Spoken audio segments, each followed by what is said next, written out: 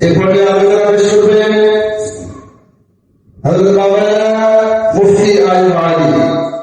আলোচনা হচ্ছে আশুরার তাৎপর্য সম্পর্কে আলোচনা করবেন মুফতি আল মাআলি।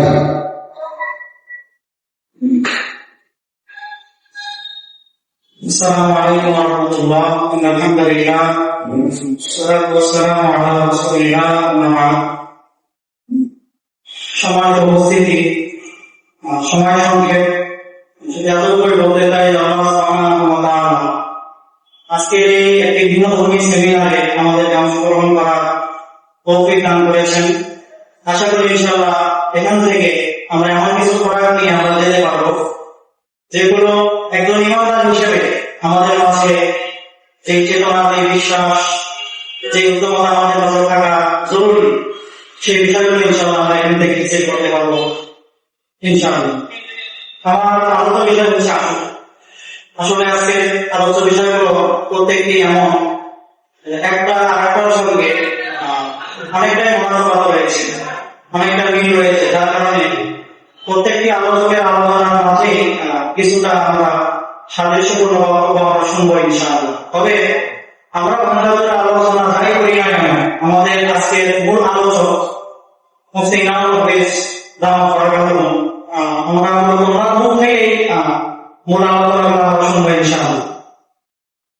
এর আগে আমাদের কিছু বাংলাদেশের আলোচনা কোনো কথাই কল্যাণ থেকে খালি না, যদি সেটা তিনি কথা সম্মানিত উপস্থিতি। এই জন্য আজকে আশুরা সম্পর্কে বলতে গেলে আমি সর্বপ্রথম একটা কথাই বলতে চাই যে আশুরা হচ্ছে আমাদের চূড়ান্ত জয় পরাজয়ের একটা বার্তা আমাদেরকে দিবে না। উদাহরণস্বরূপ যদি আমি এতটুকু বলি যে মানুষের আল্লাহ সুবহানাহু ওয়া তাআলা যে মেধা, যে বুদ্ধিমত্তা মানুষকে দান করেছেন, এতটুকু কাজে লাগিয়ে মোটামুটি মানুষ দুনিয়াতে এটা নির্ধারণ করে ফেলে যে আসলে কোনটা তার জন্য কল্যাণ হবে, কোনটা তার জন্য অকল্যাণ হবে। ঠিক এরকমই একটা বিষয় প্রত্যেকটা নবীদের জামানায় বারবার ঘটেছে। এই যে আমরা একটু সূক্ষ্মভাবে খেয়াল করি তাহলে আমরা দেখব আল্লাহর নবী হযরত মূসা আলাইহিস সালাম তিনি যখন ফিরআউনের বাহিনী হাওয়ার শিকার হলেন, তিনি তার কওমকে নিয়ে যখন ফিরআউনের বাহিনী থেকে চলে যাচ্ছিলেন, তারাই করতেছিলেন, আল্লাহ সুবহানাহু ওয়া তাআলা মূসা আলাইহিস সালাম এবং তার কওমকে নির্বাক পার করে দেন। আর ফিরআউন এবং তার বাহিনীকে আল্লাহ তাআলা নদীর মধ্যে নিমজ্জিত করেন এবং তাদের চূড়ান্ত পরাজয় আল্লাহ তাআলা নির্ধারণ করে দিয়েছে। এখানে পাঁচজন ফিরআউনের বাহিনীতে যারা ছিল তাদের কিন্তু একটা ধারণা ছিল এটা যে দুনিয়ার যে প্রভাব প্রতিপত্তি, যে ক্ষমতা, দুনিয়ার কল্যাণের জন্য যা কিছু দরকার এগুলো ফিরআউনের কাছে আছে। কাজেই তারা এটা ভেবেই নিয়েছিল যে আমরা যদি ফিরআউনের সঙ্গে থাকি তাহলে দুনিয়ার সফলতা আমাদের অর্জন হবে।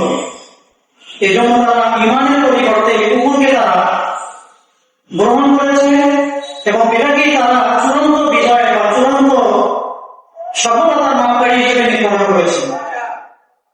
অপরদিকে মূসা আলাইহিস সালাম তিনি আল্লাহর নবী ছিলেন, সাচ্চা ইমানের দাওয়াত নিয়ে তিনি মানুষের দ্বারে দ্বারে গিয়েছিলেন। তার কাছে দুনিয়ার কোনো ক্ষমতা, কোনো দাপট, কোনো প্রভাব প্রতিপত্তি এগুলো কোনো কিছুই ছিল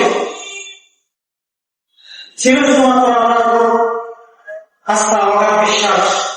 আর তার যে কওম যারা ছিল তারাও এটা বিশ্বাস করেছিল যে মূসা আলাইহিস সালামের কাছে গেলে অন্তত আর যাই হোক পার্থিব জীবনে কোনো কল্যাণ আমরা পাবো না, বরং এর বিপরীতে আমাদের জন্য রয়েছে জুলুম, নির্যাতন, নিপীড়ন, নিষ্পেষণ, শুরু থেকে শুরু করে নিয়ে যত অকল্যাণ আছে সবকিছু ভুক্তভোগী আমরা পাবো। কিন্তু তারপরেও এত কিছুকে বরণ করে নিয়ে যখন এই মূসা আলাইহিস সালামের উম্মতরা তার অনুসরণ করবে আর আল্লাহ সুবহানাহু ওয়া তাআলা ফিরআউনের বাহিনীর কবল থেকে তাদেরকে বাঁচিয়ে দিয়ে আর ফিরআউনের বাহিনী সহ তাদেরকে নিমজ্জিত করে তাদেরকে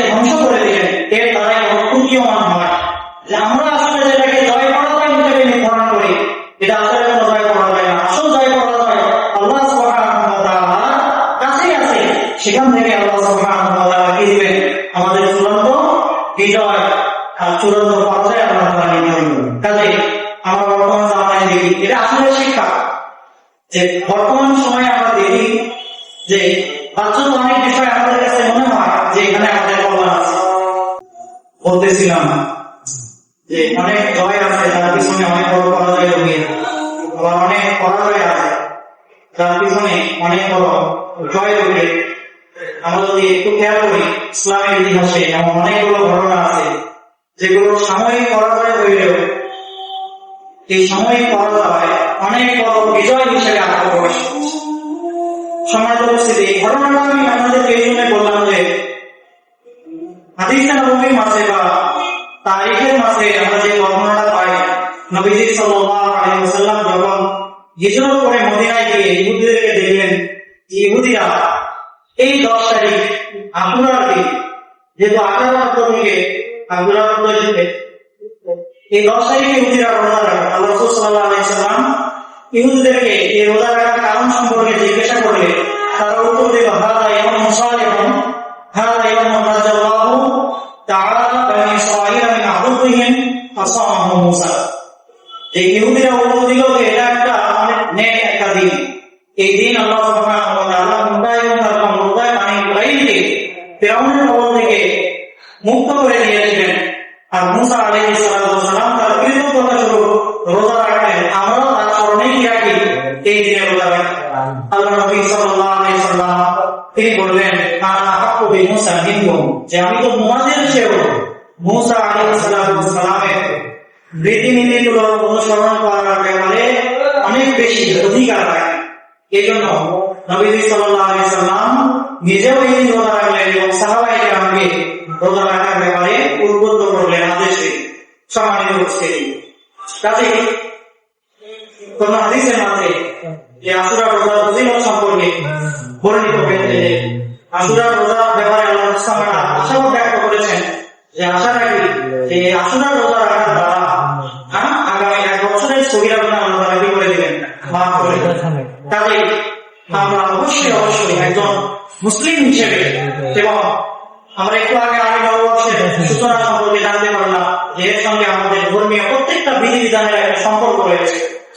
তাই একজন মুসলমান হিসেবে আমার চেতনা, আমার যে দাওয়া, এই সব কিছুকে যদি আমি ঠিক রাখতে চাই অবশ্যই আমাদেরকে আরবি নববর্ষের অনুসরণ অবশ্যই করতে হবে, এবং পাশাপাশি আল্লাহ রাসূল সাল্লাল্লাহু আলাইহি ওয়াসাল্লামের সুন্নতের অনুসরণ করতে গেলে অবশ্যই এই মুহররম মাসে এই রোজাগুলো যেগুলো ফজিলত হাদিসের মধ্যে এতভাবে এসেছে এগুলো অবশ্যই আমাদেরকে পালন করার চেষ্টা করতে হবে ইনশাআল্লাহ। সম্মানিত উপস্থিতি, ওলামায়ে কেরাম আশুরা রোজার ব্যাপারে 3টা মত দিয়ে থাকে যে আমরা কিভাবে রোজা রাখবো।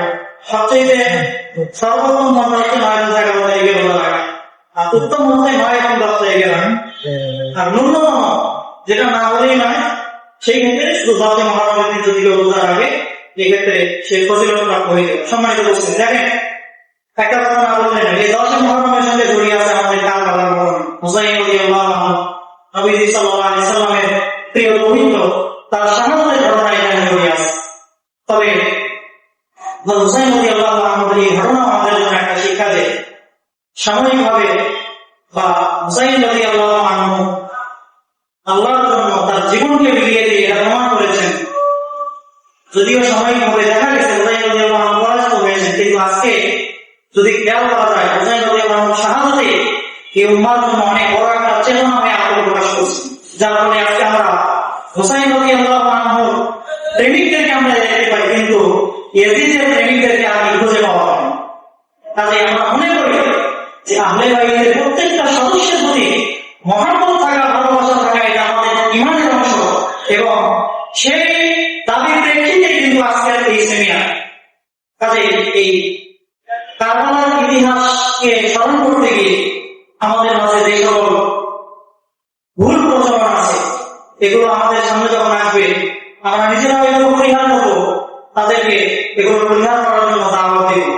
এবং এখান থেকে আমাদের যে শিক্ষা সেটা হচ্ছে অসত্যের উপর সবসময়ের জন্য অটল চলা, জুলুমের কাছে মাথা নত না করা, এবং দিনের জন্য যা স্বীকার করা, আল্লাহর সন্তুষ্টিকে সর্বাগ্রে দেখা এবং মানসিকতা, এই শিক্ষা আমাদের এখান থেকে গ্রহণ করতে হবে।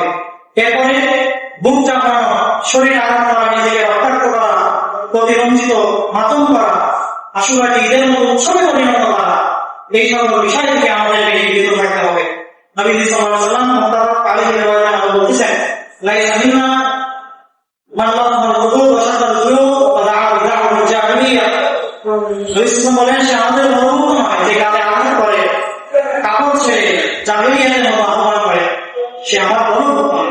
কাজেই আমরা দেখতে পাই যে 10 মুহররম আসে বা আশুরাকে কেন্দ্র করে এমন কিছু মানুষের আত্মপ্রকাশ ঘটে, তাদের ভিতরে এই আচরণগুলো আমরা দেখতে পাই।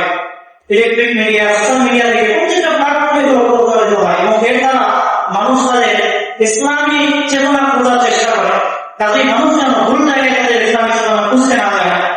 আসলে আশুরার যে মূল চেতনা, এই চেতনার মেসেজ যেন আমরা তাদেরকে দিতে পারি, এর জন্যই আজকে আমাদের এই সেমিনার। আল্লাহ সুবহানাহু ওয়া তাআলা আমাদের সবাইকে এই সেমিনার থেকে কিছু জ্ঞান আহরণ করে এখান থেকে গিয়ে যেন আমরা প্রত্যেকে একজন দাঁড়িয়ানা মনোভাব নিয়ে আমাদের আশপাশের লোকদেরকে যেন ইসলামের মূল চেতনা বিশ্বাস এর দিকে আহ্বান করতে পারি। আল্লাহ আমাদেরকে তৌফিক দান করেন।